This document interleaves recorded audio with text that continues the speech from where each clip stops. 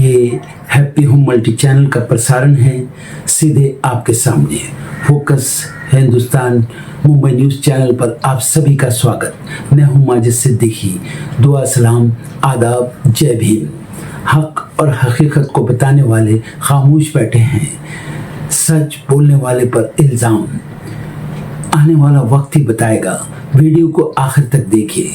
सबसे पहले फोकस हिंदुस्तान को सब्सक्राइब करें, लाइक करें, शेयर करें और अपने कमेंट जरूर भेजें। समाज को जगाने के लिए आपकी ज़रूरत है। मैं फिर आऊँगा ताज़ा खबरों को लेकर।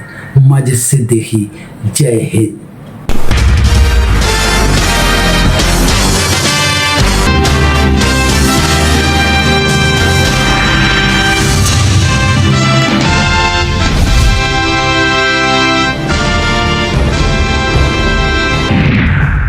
पुणे में छात्रों की गूंज से पहले कांग्रेस सांसद राहुल गांधी ने जारी किया वीडियो। पूछा, एक भारतीय महिला होने का क्या है मतलब? कहा, जवाब का है इंतजार। सुप्रीम कोर्ट ईडी की पीएमएलए शक्तियों की करेगा समीक्षा। 2022 के फैसले के खिलाफ दायर याचिकाओं पर सुनवाई। पहले याचिकाओं की स्वीकार्यता पर किया जाएगा विचार। आरजेडी नेता तेजस्वी यादव का सरकार पर बड़ा हमला। कहा, लूट तंत्र से बनी एनडीए सरकार की जन विरोधी एवं भ्रष्टाचारी नीतियों के खिलाफ जमीन पर भारी आग। आज से 2 दिन के पश्चिम बंगाल दौरे पर गृह मंत्री अमित शाह सिलीगुड़ी में उच्च स्तरीय सीमा सुरक्षा बैठक की करेंगे अध्यक्षता। कई परियोजनाओं का उद्घाटन और आधारशिला रखेंगे। हिमाचल विधानसभा के मानसून सत्र का आगाज। 3 सितंबर तक चलेगा ये सत्र के दौरान होंगी 10 बैठकें। विपक्ष के हमलावर रुख के चलते सत्र में हंगामे के आसार। जयपुर में स्कूल का जायजा लेने पहुंचे सीजेपी कार्यकर्ताओं का विरोध। ग्रामीणों पर मारपीट और हाथापाई का लगाया आरोप। परिसीमन पर पी चिदम्बरम का बड़ा बयान। कहा, लोकसभा की 543 सीटों और तमिलनाडु की 39 सीटों में बदलाव न हो। हरियाणा में बीजेपी का जेनजी कनेक्ट। सीएम सैनी आज युवा उद्यमियों से करेंगे सीधा संवाद। युवाओं को साधने की कोशिश। आज होगी 12वीं ब्रिक्स संचार मंत्रियों की बैठक। ज्योतिरादित्य सिंधिया करेंगे अध्यक्षता। जयपुर में होगी ब्रिक्स पर्यटन मंत्रियों की बैठक। आज से यूपीएससी सिविल सेवा मुख्य परीक्षा 21 के बाद 22, 23, 29 और 30 अगस्त को होंगे पेपर। नकल रोकने के लिए पुलिस पहरे तथा इलेक्ट्रॉनिक उपकरणों पर पूर्ण प्रतिबंध के पुख्ता इंतजाम। नेपाल को फिर हिंदू राष्ट्र बनाने की उठी मांग। पूर्व प्रधानमंत्री और नेपाली कांग्रेस के पूर्व अध्यक्ष शेर बहादुर देउबा ने खोला मोर्चा। बैकफुट पर बालिन शाह सरकार। भारत को घेर रहा इस्लामिक नाटो और बांग्लादेश की सऊदी, पाकिस्तान और तुर्की वाले मक्का समझौते में शामिल होने की तैयारी। प्रधानमंत्री के विदेश मामलों के सलाहकार हुमायूं कबीर ने दिए संकेत। पूर्व पीएम इमरान खान की सेना से हुई सीक्रेट डील। पाकिस्तान के वरिष्ठ पत्रकार हामिद मीर के दावे से मचा हड़कंप। बहन ने भी मुलाकात के बाद साधी चुप्पी। बलूचिस्तान में पाकिस्तानी सेना बेबस बलूच लड़ाकों ने पुलिस स्टेशन उड़ाया। पश्चिमी जिलों पर विद्रोहियों का कब्जा। तुर्की के हथियार ले जा रहे कार्गो जहाज को सोमालिया के समुद्री लुटेरों ने किया अगवा। नुकाल तट की तरफ लेकर जहाज। शिप पर 6 भारतीय क्रू थे सवार। रुपए में निर्यात भुगतान पर अब मिलेंगे एफटीपी के प्रोत्साहन। सरकार ने बदले नियम। अंतर्राष्ट्रीय व्यापार में भारतीय रुपए के इस्तेमाल को बढ़ावा देने के लिए उठाया कदम। अगस्त के पहले पखवाड़े में एफपीआई ने बढ़ाई खरीदारी। वित्तीय शेयरों में 6,535 करोड़ का निवेश। उपभोक्ता सेवा और स्वास्थ्य सेवा क्षेत्र में भी जबरदस्त खरीदारी। चीनी के बाद दाल बिगाड़ी की रसोई का बजट। आयात कटा, बुआई भी रही कम। त्योहार से पहले मंडरा रहा महंगाई का संकट। बिटकॉइन में अचानक आई तेजी। 24 घंटे में लगभग 11% की तेजी हुई दर्ज। क्रिप्टो के अच्छे दिन फिर लौटे। अमेरिकी बॉन्ड बाजार के फैसले से हुआ फायदा। चीनी की बढ़ती कीमतों पर सरकार का शिकंजा। 31 अक्टूबर तक 10 लाख टन कच्ची चीनी का शुल्क मुक्त आयात। वाणिज्य मंत्रालय ने जारी किया नोटिफिकेशन। क्या आप जानते हैं 21 अगस्त को दुनिया भर में आतंकवाद के पीड़ितों को याद करने के लिए एक विशेष दिवस मनाया जाता है?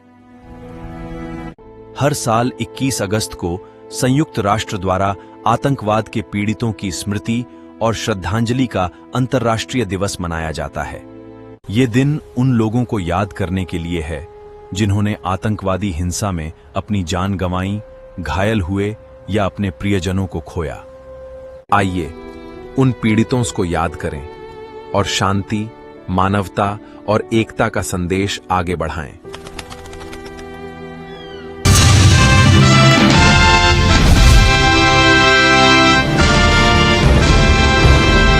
राजस्थान में सरकारी स्कूलों को लेकर शुरू हुआ विवाद अब सड़क से लेकर विधानसभा तक पहुंच गया है। सरकार के एक फैसले ने विपक्ष को ऐसा मुद्दा दे दिया जिस पर कांग्रेस बीजेपी सरकार को घेरने में जुटी हुई है।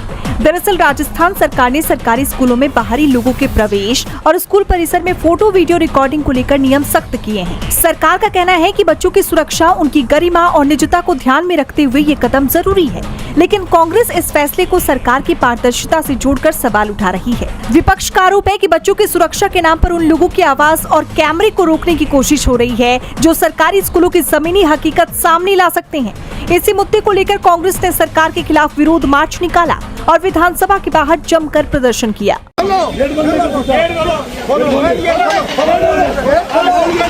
इस दौरान नेता प्रतिपक्ष टीकाराम जूली ने क्या कहा, सुनिए। हमारी डिमांड है ये काला कानून वापिस हो, स्कूलों की जो स्थिति है वो सुधरे, बच्चों की आवाज को दबाया नहीं जाए, बच्चों की आवाज को दबाया नहीं जाए, उनको सुना जाए। सरकार अपना बजट जो है वो बढ़ाए। पिछले 12 सालों से मोदी जी ने और 3 साल से भजनलाल जी ने एजुकेशन की कोई बात नहीं की, शिक्षा इनका विषय ही नहीं है। तो वहीं कांग्रेस नेता सचिन पायलट ने भी राजस्थान सरकार पर अपनी नाकामी को छुपाने का आरोप लगाया।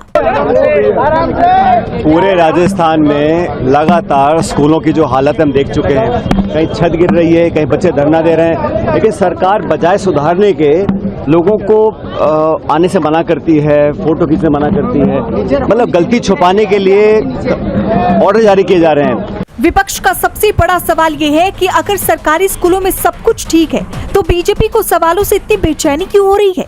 इस सवाल पर बीजेपी क्या जवाब देती है, अब देखना होगा। कल थोड़ी खुशियाँ है, थोड़े से ये पल हंस ले गाले, ये दिन मिलेंगे कल।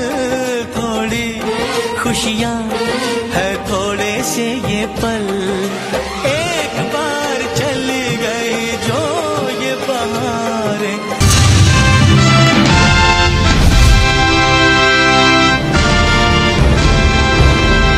युवाओं में नशे की बढ़ती लत को रोकने के लिए पंजाब की आम आदमी पार्टी की सरकार एक्शन मोड में है। सरकार नशे की लत को रोकने के लिए युद्ध नशे विरुद्ध अभियान चला रही है और इसमें पुलिस को बड़ी कामयाबी मिली है।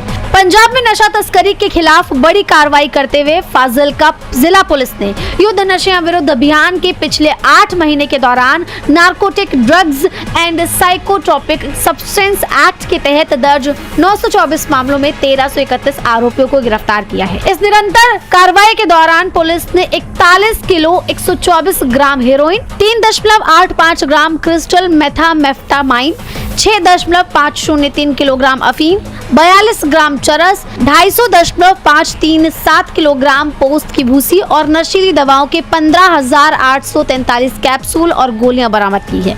नशा तस्करी में इस्तेमाल किए जा रहे कुल 38 वाहनों को भी जब्त किया गया है। इस मामले में पंजाब पुलिस के डीजीपी गौरव यादव ने कहा, युद्ध नशा विरुद्ध अभियान के तहत फाजिलका पुलिस ने नशा तस्करी और नशे के खिलाफ महत्वपूर्ण सफलता हासिल की है। कार्रवाई के साथ साथ रिहैबिलिटेशन पर भी विशेष जोर दिया गया है। कुल 252 लोगों को नशा मुक्ति केंद्रों में भर्ती करवाया गया, जबकि 1809 लोगों को out patient opioid assistant treatment केंद्रों के लिए रेफर किया गया है। एनडीपीसी एक्ट की धारा 64A के तहत 141 लोगों को भी लाभ दिलाया गया है। यही नहीं, विभिन्न गिरोहों से जुड़े गैंगस्टर के कई सहयोगियों की पहचान कर उन्हें गिरफ्तार करके जिला पुलिस ने गैंगस्टरा त्योहार अभियान के तहत महत्वपूर्ण प्रगति की है। यानी साफ है कि युवाओं में नशे की लत को रोकने के लिए सरकार ने जो पहल शुरू की है वो अब कारगर साबित हो रही है। डीबी लाइव की रिपोर्ट।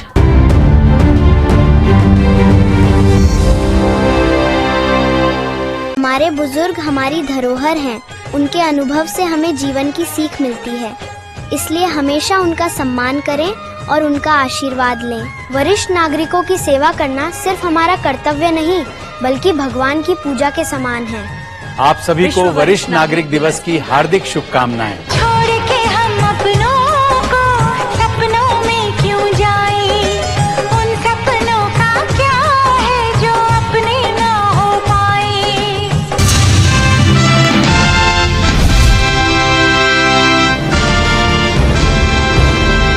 एनसीआर एनसीईआरटी की नई राजनीतिक विज्ञान की किताबों को लेकर सियासत गर्मा गई है, क्योंकि 11वीं और 12वीं कक्षा की नई पाठ्य पुस्तकें तैयार करने वाली टीम में ऐसे शिक्षाविदों को शामिल किया गया है जिनका आरएसएस से प्रत्यक्ष या अप्रत्यक्ष संबंध बताया जा रहा है। नई टीम में यदुनाथ देशपांडे, प्रशांत दिवेकर, वंदना मिश्रा और रवि रमेश चंद्र शुक्ला समेत कई सदस्य शामिल हैं और इन्हीं सदस्यों की मौजूदगी अब विपक्ष के निशाने पर है। दरअसल एनसीईआरटी का कहना है कि नई टीम का मकसद किताबों में भारतीय सांस्कृतिक जुड़ाव, भारतीय ज्ञान प्रणालियों और समावेशिता को शामिल करना है, लेकिन विपक्ष इसे सिर्फ बदलाव नहीं बल्कि विचारधारा से जोड़कर देख रहा है। विपक्ष का आरोप है कि बीजेपी और आरएसएस लंबे समय से इतिहास और शिक्षा के क्षेत्र में अपनी विचारधारा को बढ़ावा देने की कोशिश कर रहे हैं और अब राजनीतिक विज्ञान की किताबों में इसी सोच को जगह देने की तैयारी है।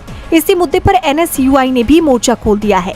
एनएसयूआई ने एक्स पर पोस्ट किया, देश के छात्रों की पढ़ाई और उनके भविष्य से जुड़े सब्जेक्ट्स की किताबें तैयार करने वाली एनसीईआरटी की समिति में आरएसएस से जुड़े सदस्यों की मौजूदगी बेहद गंभीर सवाल खड़े करती है। शिक्षा व्यवस्था को वैचारिक प्रयोगशाला बनाने वाली कोशिश स्वीकार नहीं की जाएगी।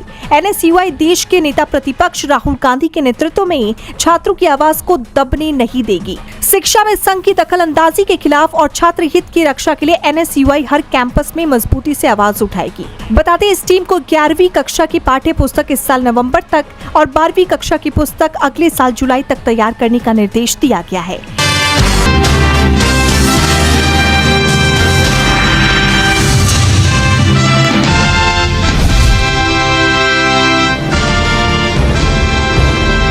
झारखंड की हेमंत सोरेन सरकार ने हाल ही में झारखंड पब्लिक सर्विस कमीशन यानी जेपीएससी की तरफ से आयोजित 36 परीक्षाओं को रद्द और 6 को स्थगित कर दिया था, जिसके बाद इन भर्तियों से नियुक्ति पाए कैंडिडेट्स की नौकरियों पर संकट आ गया।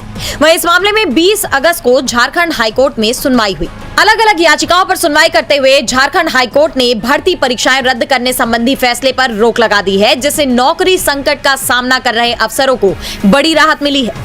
इस सुनवाई के दौरान इस मामले को लेकर हाईकोर्ट ने राज्य सरकार को 15 दिनों के अंदर काउंटर एफिडेविट के साथ अपना जवाब दाखिल करने का निर्देश दिया है। झारखंड हाईकोर्ट ने जेपीएससी की प्रतियोगी परीक्षाएं रद्द किए जाने के सरकार के आदेश के खिलाफ दायर अलग अलग याचिकाओं पर सुनवाई करते हुए ये फैसला सुनाया। इस मामले की सुनवाई हाईकोर्ट के न्यायाधीश जस्टिस दीपक रोशन की कोर्ट में हुई। जैसा कि आप जानते हैं कि जेपीएससी और जेएसएससी परीक्षाओं में हुई गड़बड़ियों के खिलाफ रांची के जयपाल सिंह मुंडा स्टेडियम में छात्र आंदोलन छिड़ गया था, जिसके बाद राज्य सरकार ने 22 परीक्षाएं रद्द करने, 23 की सीआईडी जांच कराने की घोषणा की थी। इसके साथ ही आईएएस अधिकारी अमिताभ कौशल की अध्यक्षता में परीक्षा सुधार कमेटी का गठन करने का भरोसा दिया था। इसके बाद 26 दिनों तक चला छात्र आंदोलन खत्म हुआ था। हालांकि राज्य सरकार के भर्ती एग्जाम रद्द करने संबंधी फैसले से 2300 से ज्यादा कैंडिडेट्स की नौकरियों पर असर पड़ा था और अब कोर्ट ने सरकार के परीक्षा रद्द करने के फैसले पर ही रोक लगा दी है। ऐसे में देखना यह होगा कि अब इस मामले में आगे क्या होता है।